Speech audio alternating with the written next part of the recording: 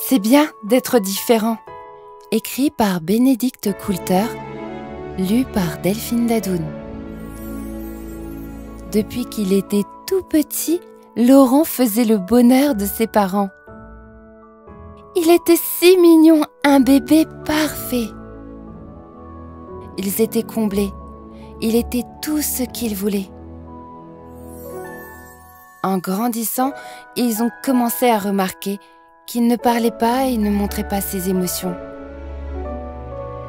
Il se mettait en colère et frappait de temps en temps. Il avait du mal à communiquer. Le médecin leur a dit qu'il était autiste et différent de tous les autres enfants. Mais pour ses parents, il était absolument parfait. Il était prêt à affronter tout ce qui viendrait. Le grand jour était arrivé. La première rentrée. Un nouveau monde assez effrayant. Avec sa jolie tenue, il était tout beau. Sa maman et son papa savaient qu'il était prêt. La maîtresse était gentille et attentive. Et les autres enfants étaient patients. Certaines leçons étaient difficiles et pour Laurent, vraiment frustrantes.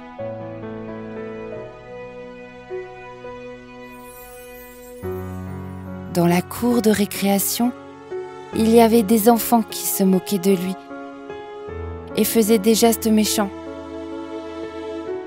Ils l'insultaient en passant et il ne comprenait pas pourquoi. Parmi eux, il y avait un garçon qui s'appelait Jean,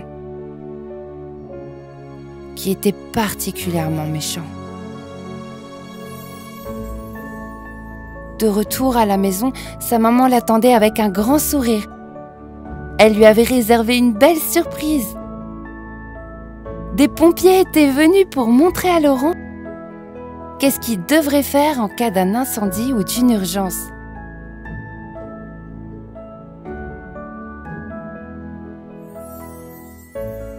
Comme il avait du mal à apprendre, les pompiers avaient tout expliqué très simplement.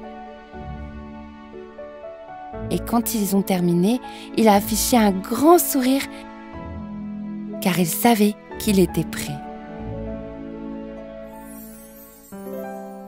Le cours d'art était le préféré de Laurent.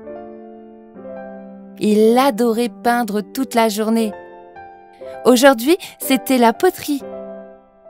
Il allait jouer avec l'argile et il était ravi. Peu avant midi, Laurent vit de la fumée. Elle était dehors et rentrée par la fenêtre. Elle s'est vite répandue dans la classe et les enfants commençaient à tousser.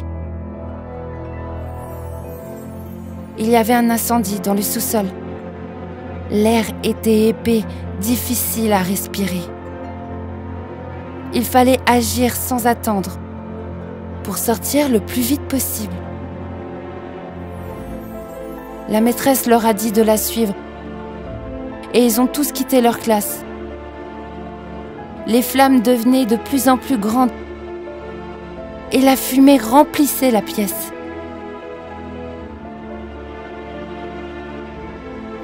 Une fois dehors, dans la cour de récréation, Laurent remarqua qu'il manquait quelqu'un. Il regarda partout, puis il réalisa. C'était Jean, le garçon qui l'avait maltraité. Alors Laurent fit demi-tour, puis il rentra dans le bâtiment. Il trouva Jean assis par terre, terrifié, en train de trembler.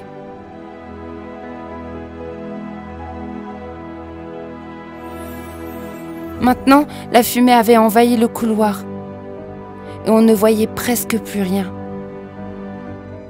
Il fallait sortir très vite. C'était une véritable urgence. Alors Laurent lui dit « Fais exactement ce que je te dis ».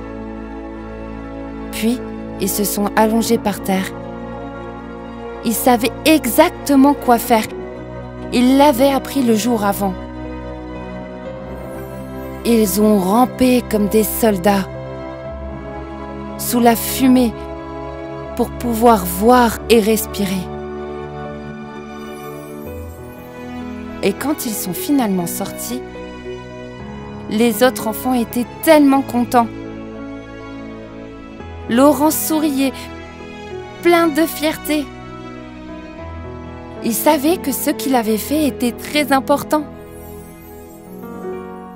Jean lui dit: « J'ai été si méchant avec toi. Tu ne m'en as pas voulu. Tu es venu me sauver.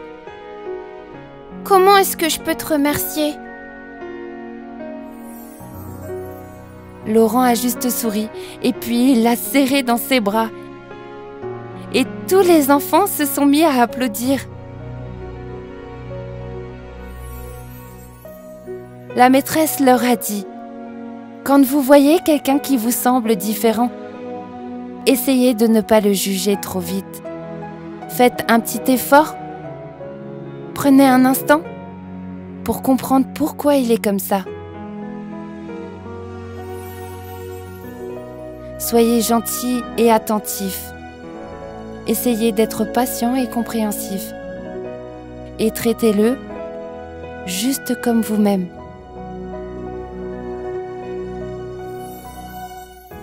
À partir de ce jour, Laurent et Jean jouaient toujours ensemble.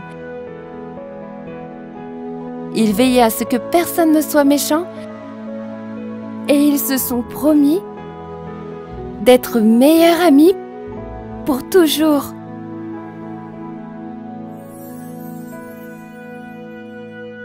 Fin.